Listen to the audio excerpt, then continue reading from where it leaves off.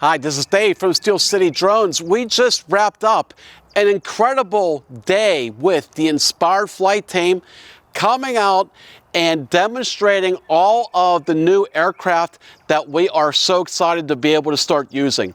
The IF800 is finally in production right here, and they brought us their very first production unit. And I think if you ask anybody that came out today, everybody was very, very blown away by how stable this aircraft was. And we had some high winds of over 25 miles an hour, and in the air, it did not flinch at all. And please stay tuned for our actual product review of the 800 that's coming out soon. As soon as we get our demo, we're going to be going ahead and giving you a very comprehensive review video.